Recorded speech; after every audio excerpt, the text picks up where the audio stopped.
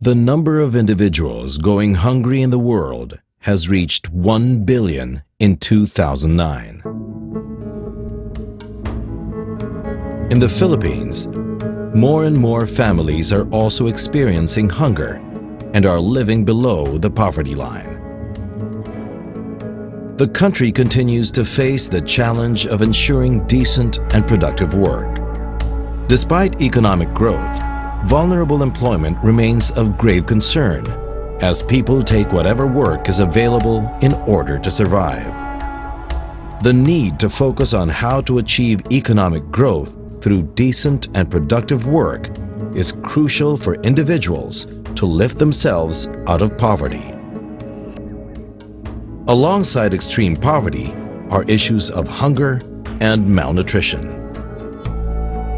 Studies in 2005 showed that 1 out of 4 Filipino children are underweight or stunted, while 1 out of 20 children die due to malnutrition. As terrible as these consequences of malnutrition are, its most irreversible damage starts in the womb and in the first 2 years of a child's life. Over the past decades, more and more women are becoming more active in the labor force, in the labor market. More and more women are seeking jobs, and not just jobs, but they're looking for sustainable income and economic activities. Most women, after giving birth, feel the pressure of returning to their jobs due to financial reasons and concern for their job security. As a result, they are forced to give up exclusively breastfeeding their children up to 6 months and continued breastfeeding up to 2 years and beyond, depriving them of nutrition critical to their proper growth and development. Exclusively breastfed infants, and by exclusive breastfeeding we mean those that are given only breast milk. Only breast milk, not even water, in the first 6 months of life. They are 14 times more likely to survive rather than to die if they were given artificial formula. The IQ, the intelligence quotient of breastfed children, are higher. When they grow up, they are also less likely to have diabetes, hypertension, heart disease. They are less likely to be obese. Bali lahat ng mga anak ko, lahat sila, mula sa panganay hanggang sa kanya, puro breastfeed talaga ako. Hindi sila sakitin. Kung sa pag-ano ng mga bata, yung ano nila, mental development, mataas yung ano nila. Kasi sa school, sa totoo lang yung mga anak ko, minsan ko lang sila natuturuan, pero alam nila, madali silang matuto. Well, one of the major things na iniisip ko is the cost of the formula also. So that's big savings for me. If I breastfeed, I don't have to spend that money on formula because it's available naman through me. The economic benefits of exclusive breastfeeding and appropriate complementary feeding impacts from the mother up to the companies. At the individual level, the mother, she and her child would have lower healthcare costs. The mother at the workplace, she incurs less absenteeism, fewer medical leaves, and she will not take cash advances for unnecessarily healthcare costs incurred because her baby is sick.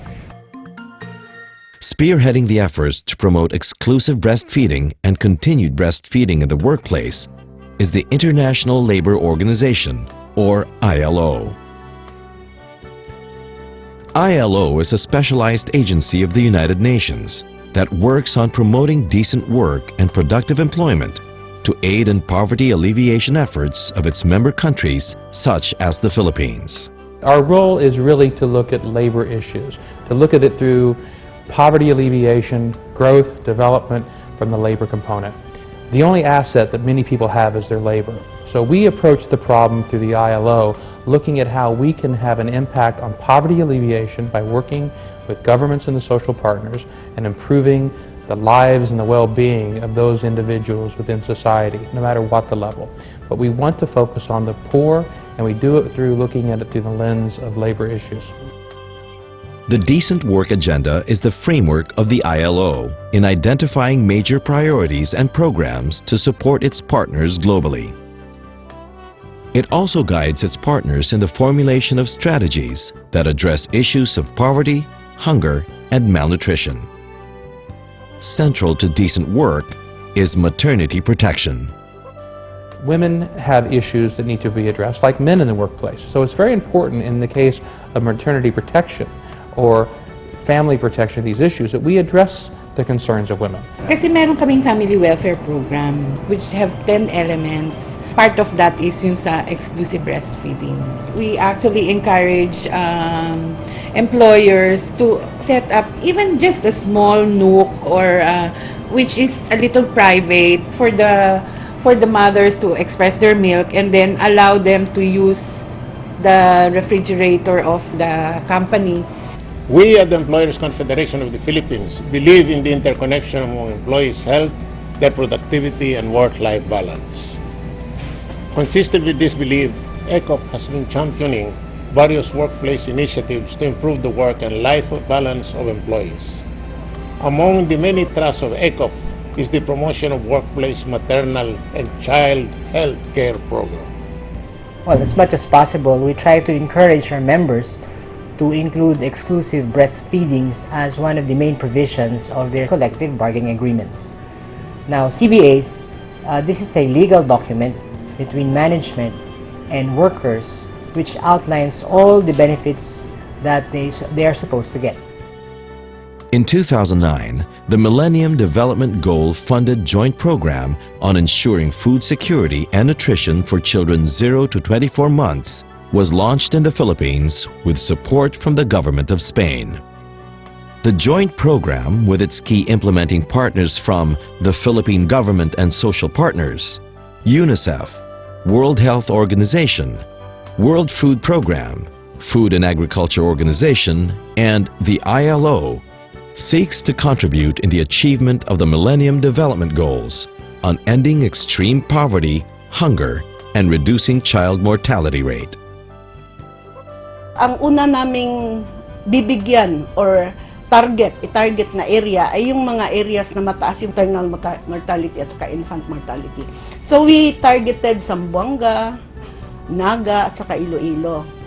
And after these 3 areas, iikot kami sa mga ano na yan, sa mga different regions na maraming mga workers na babae. Sa napakaraming babaeng nagtatrabaho ngayon, kung maipasok yung breastfeeding program, makakatulong kami sa economic side ng mga workers.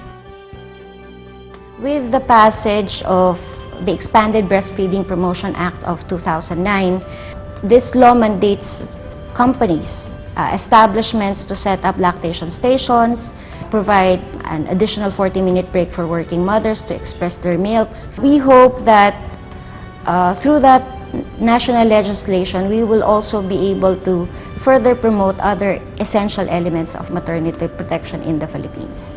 Magpapasalamat lang ako sa kanila kasi may programang gano'n na hindi kami sinasantabi yung mga nanay nagbe-breastfeed. There are a lot of things to be done.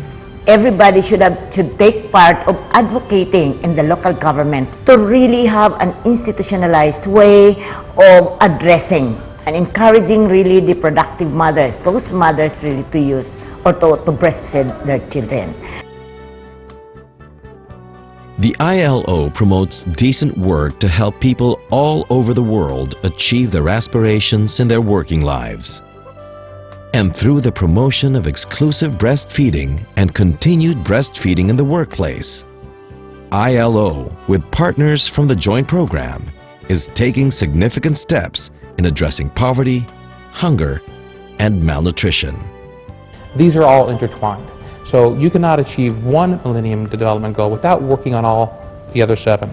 We are entering this from how do we make societies that work more decent and productive to achieve poverty alleviation, to improve education, to improve child health, maternal health. These are all linked.